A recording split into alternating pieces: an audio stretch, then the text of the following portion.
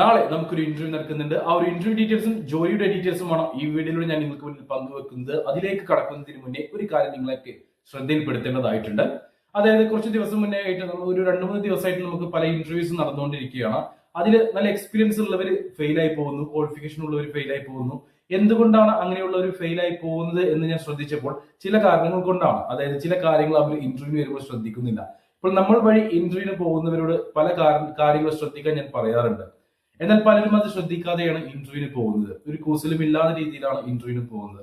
അപ്പോൾ എന്തുകൊണ്ട് നിങ്ങൾ ഇന്റർവ്യൂവിന് ഫെയിലായി പോകുന്നു? എല്ലാ യോഗ്യതയും ഉണ്ട്, പക്ഷെ ഫെയിലായി പോകുന്നു.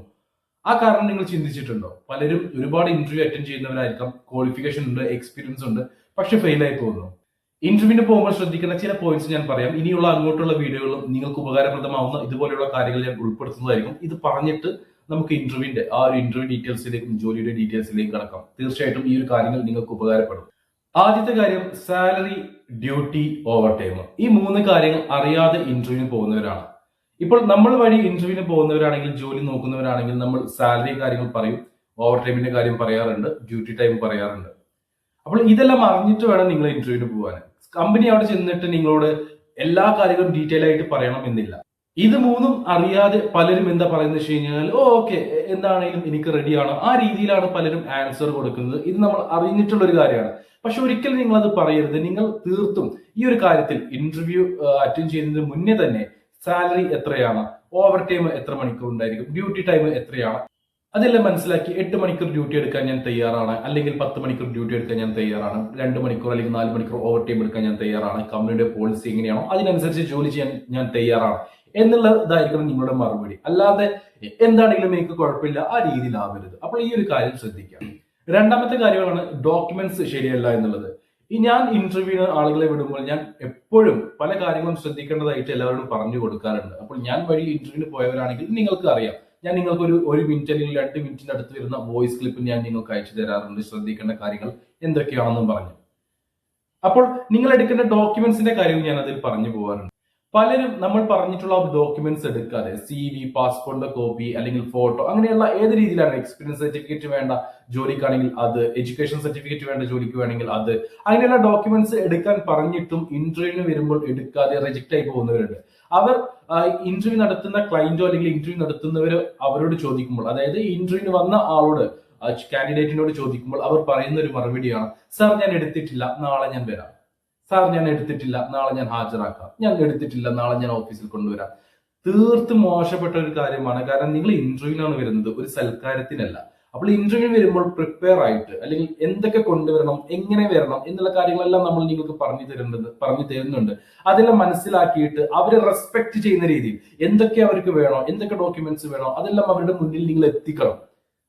ആ രീതിയിൽ വേണം. നിങ്ങൾ ഒരു ഡോക്യുമെന്റ് എടുത്തിട്ടില്ലെങ്കിൽ, ഒരു CV അല്ലെങ്കിൽ ഒരു പാസ്പോർട്ടിന്റെ കോപ്പി അല്ലെങ്കിൽ ഒരു പാസ്പോർട്ട് സൈസ് ഫോട്ടോ നിങ്ങൾ എടുത്തിട്ടില്ലെങ്കിൽ അത് അവിടെ റെസ്പെക്ട് ചെയ്യാത്തതിന് തുല്യമാണ്. ഓക്കെ, അപ്പോൾ ഈ കാര്യങ്ങൾ നിങ്ങൾ ശ്രദ്ധിക്കുക. നിങ്ങൾ ഡോക്യുമെന്റ്സ്, എന്തൊക്കെ ഡോക്യുമെന്റ്സ് എടുക്കണം എന്ന് പറഞ്ഞു കഴിഞ്ഞാൽ അത്രയും ഡോക്യുമെന്റ്സ് എടുത്തിട്ട് വേണം ഇന്റർവ്യൂവിന് വരാൻ. അപ്പോൾ നമ്മൾ പറയുന്ന ഡോക്യുമെന്റ്സ് എന്തൊക്കെയാണോ, ഇപ്പൊ എന്റെ കാര്യമല്ല ഞാൻ പറയുന്നത്, വേറെ ഏതെങ്കിലും ട്രാവൽ ഏജൻസികൾ വഴി നിങ്ങൾ ഇന്റർവ്യൂ അറ്റൻഡ് ചെയ്യുന്നുണ്ടെങ്കിലും എടുക്കാൻ പറഞ്ഞ ഡോക്യുമെന്റ്സ് എടുത്തിട്ട് വേണം ഇന്റർവ്യൂവിന് വരാൻ. പറ്റുകയാണെങ്കിൽ 2-3 ഷീറ്റ് CVs നിങ്ങൾ കൊണ്ടുപോവുക. കാരണം ഒരു CV മിസ്സായി കഴിഞ്ഞാൽ, അല്ലെങ്കിൽ ഒരു CV ചിലപ്പോൾ മടങ്ങിയ ചുളികയൊക്കെ ചെയ്ത് കഴിഞ്ഞാൽ മറ്റൊരു CV നിങ്ങൾക്ക് ഉപയോഗിക്കാം. നിങ്ങൾ മടങ്ങിയ CV അല്ലെങ്കിൽ ചുളിവ് വന്ന CV എല്ലാം കൊടുക്കരുത്. ദയവ് ചെയ്ത് ഇന്റർവ്യൂവിന് കൊണ്ടുവരരുത്. അത് അവർക്ക് കൊടുത്തു കഴിഞ്ഞാൽ അവർക്ക് നിങ്ങളുടെ മേലുള്ള ഒരു മതിപ്പ് പോയി കിട്ടും. അപ്പോൾ ഈ ഒരു കാര്യം ശ്രദ്ധിക്കുക. ഡോക്യുമെന്റ്സിന്റെ കാര്യം നിങ്ങൾ പ്രത്യേകം ശ്രദ്ധിക്കുക. എന്തൊക്കെയാണോ നിങ്ങളുടെ ഇന്റർവ്യൂ വരുമ്പോൾ കൊണ്ടുവരാൻ പറയുന്നത് അതെല്ലാം നിങ്ങൾ കൊണ്ടുവരാൻ ശ്രമിക്കുകയല്ല, തീർച്ചയായിട്ടും കൊണ്ടുവരിക. അടുത്ത കാര്യം, ഇന്റർവ്യൂ നടത്തുന്നവര് കാൻഡിഡേറ്റിനോട് ചോദ്യങ്ങൾ ചോദിക്കുമ്പോൾ ചിലര് ഇംഗ്ലീഷ് അവർക്ക് അറിയാം, മനസ്സിലാവുന്നുണ്ട്. പ്രത്യേകിച്ച് നമ്മുടെ മലയാളികളുടെ ഒരു പ്രശ്നമാണ്, പറയുന്നത് മനസ്സിലാവുന്നുണ്ട് പക്ഷെ പറയാൻ കഴിയുന്നില്ല. പക്ഷെ ചില വാക്കുകൾ അറിയാം, പേടിച്ചിട്ട് അല്ലെങ്കിൽ കോൺഫിഡൻസ് ഇല്ലായ്മ അല്ലെങ്കിൽ തെറ്റിപ്പോകും എന്നുള്ള ഒരു പ്രശ്നം കൊണ്ട് നമ്മൾ പറയാതിരിക്കുക. ദയവ് ചെയ്ത് നിങ്ങൾ അത് ചെയ്യരുത്. പലരും ഇന്റർവ്യൂവർ അല്ലെങ്കിൽ ആ ഒരു ഇന്റർവ്യൂ നടത്തുന്ന ആള് ക്വസ്റ്റ്യൻസ് ചോദിക്കുമ്പോൾ മിണ്ടാതിരിക്കുന്നവരുണ്ട്. മനസ്സിലുണ്ട്, അല്ലെങ്കിൽ അവർക്ക് വേർഡായിട്ട് പറയാൻ കഴിയും, പക്ഷെ അത് മലയാളം ആണെങ്കിലും ഇംഗ്ലീഷ് ആണെങ്കിലും ഇവര് മിണ്ടാതിരിക്കും. ഒരിക്കലും നിങ്ങൾ ചെയ്യരുത്. മലയാളത്തിലാണ് ചോദ്യം അല്ലെങ്കിൽ ഇംഗ്ലീഷിലാണ് ചോദ്യം, എങ്ങനെയാണെങ്കിലും നിങ്ങൾക്ക് അറിയുന്ന ഭാഷ വെച്ചിട്ട് അല്ലെങ്കിൽ വാക്കുകൾ വെച്ചിട്ട് നിങ്ങൾ തീർച്ചയായിട്ടും മറുപടി കൊടുക്കണം. കോൺഫിഡൻസോടെ മറുപടി കൊടുക്കണം, ആത്മവിശ്വാസത്തോടെ മറുപടി കൊടുക്കണം. അതിൽ ചില വാക്കുകൾ തെറ്റാണെങ്കിൽ തെറ്റട്ടെ, പക്ഷെ നിങ്ങൾ നിങ്ങളുടെ ആത്മവിശ്വാസത്തോടെ നിങ്ങൾ അത് എക്സ്പ്ലെയിൻ ചെയ്യണം. നിങ്ങൾ മറുപടി കൊടുക്കണം. മിണ്ടാതിരിക്കരുത്. മിണ്ടാതിരുന്നു കഴിഞ്ഞാൽ സ്പോട്ടിൽ നിങ്ങൾ റിജക്റ്റ് ആവും, യാതൊരു സംശയമില്ല. നിങ്ങളുടെ ആത്മവിശ്വാസമായിരിക്കും ആ ഇന്റർവ്യൂ നടത്തുന്നവർ നോക്കുക. ഇവൻ ഓക്കെ ആവും, ഇവനെ കുറച്ചു മാസം വർക്കിന് അവൻ കയറി കഴിഞ്ഞാൽ അവന് ഓക്കെ ആവും, ഇംഗ്ലീഷ് ഓക്കെ ആവും. നമുക്കത് പറയാനുള്ള അല്ലെങ്കിൽ നമുക്കത് ചെയ്യാനുള്ള ആത്മവിശ്വാസം ഉണ്ടോ എന്നുള്ളതാണ് ആദ്യത്തെ കാര്യം.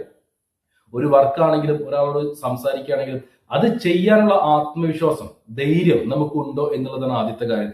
നിങ്ങൾ ദയവ് ചെയ്തിട്ട് ഒരു ക്വസ്റ്റ്യൻസ് ചോദിക്കുമ്പോൾ, ഇന്റർവ്യൂ നടത്തുന്ന ആൾ ക്വസ്റ്റ്യൻസ് ചോദിക്കുമ്പോൾ മിണ്ടാതിരിക്കരുത്. ഒരുപാട് പേര് അങ്ങനെ ചെയ്യുന്നവരുണ്ട്, റിജക്റ്റ് ആയി പോകുന്നുണ്ട്. അപ്പോൾ മിണ്ടാതിരിക്കരുത്. നിങ്ങൾക്ക് അറിയുന്ന രീതിയിൽ നിങ്ങൾ മറുപടി പറയാൻ ശ്രമിക്കുക. അപ്പോൾ ഈ ഒരു 3 പോയിന്റ്സ് നിങ്ങൾ ശ്രദ്ധിക്കുക. ഇനിയുള്ള പോയിന്റ്സ് നമ്മൾ ഇനിയുള്ള വീഡിയോകളിൽ ഉൾപ്പെടുത്തുന്നതായിരിക്കും. തീർച്ചയായിട്ടും നിങ്ങൾക്ക് അത് ഉപകാരപ്പെടും. നിങ്ങളുടെ സമയം കളഞ്ഞ്, നിങ്ങളുടെ വരാനുള്ള വണ്ടിക്കൂലി പോലെയുള്ള ചെലവും കളഞ്ഞ് നിങ്ങൾ ഈ ഒരു ഇന്റർവ്യൂവിന് വന്നു കഴിഞ്ഞാൽ നിങ്ങൾ സെലക്ട് ആവണം, അല്ലെ? അതിനു വേണ്ടിയിട്ടാണ് ഞാൻ ഈ പറഞ്ഞു തരുന്നത്. അപ്പോൾ നിങ്ങൾ അത് പ്രത്യേകം ശ്രദ്ധിക്കുക, ഈ കാര്യങ്ങൾ ശ്രദ്ധിക്കുക. ഇനി വരും വീഡിയോകളിൽ നമ്മൾ ഇതുപോലെയുള്ള പോയിന്റ്സുകൾ ഉൾപ്പെടുത്തുന്നതായിരിക്കും. നിങ്ങളുടെ അഭിപ്രായം നിങ്ങൾ പറയാം. ഇനിയുള്ള വീഡിയോകളിൽ ഇതുപോലെയുള്ള പോയിന്റ്സുകൾ ഉൾപ്പെടുത്തണോ വേണ്ടേ എന്നുള്ളത്. നമുക്ക് നോക്കാം നാളത്തെ ഇന്റർവ്യൂ ഡീറ്റെയിൽസും ജോലി ഡീറ്റെയിൽസും എന്തൊക്കെയാണെന്ന്.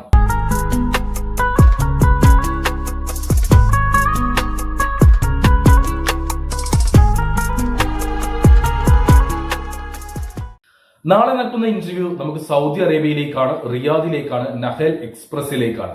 നഹൽ എക്സ്പ്രസ് എന്ന് പറഞ്ഞാൽ സൗദിയിലെ ഏറ്റവും വലിയ ലോജിസ്റ്റിക് കമ്പനികളിൽ ഒന്നാണ്. ഈ ഒരു കമ്പനിയിലേക്ക് ഡെലിവറി ഡ്രൈവർമാരെ ആവശ്യമുണ്ട്. 8 മണിക്കൂറായിരിക്കും നിങ്ങൾക്ക് ഡ്യൂട്ടി ഉണ്ടാവുക. 2 അല്ലെങ്കിൽ 4 മണിക്കൂറോളം നിങ്ങൾക്ക് ഓവർ ടൈം എടുക്കാം. ഓവർ ടൈം എടുത്തു കഴിഞ്ഞാൽ നിങ്ങൾക്ക് എക്സ്ട്രാ പേയ്മെന്റ് ലഭിക്കും. ഇവിടെ ബേസിക് സാലറി കമ്പനി പറയുന്നത് 1500 പ്ലസ് 200 സൗദി റിയാലാണ്. ടോട്ടൽ 1700 സൗദി റിയാൽ നിങ്ങൾക്ക് ബേസിക് സാലറി ആയിട്ട് ലഭിക്കും. പുറമെ ഓവർ ടൈം എടുത്തു കഴിഞ്ഞാൽ അതിന് എക്സ്ട്രാ ലഭിക്കും. കൂടാതെ ഇൻസെന്റീവ് അവൈലബിൾ ആണ്.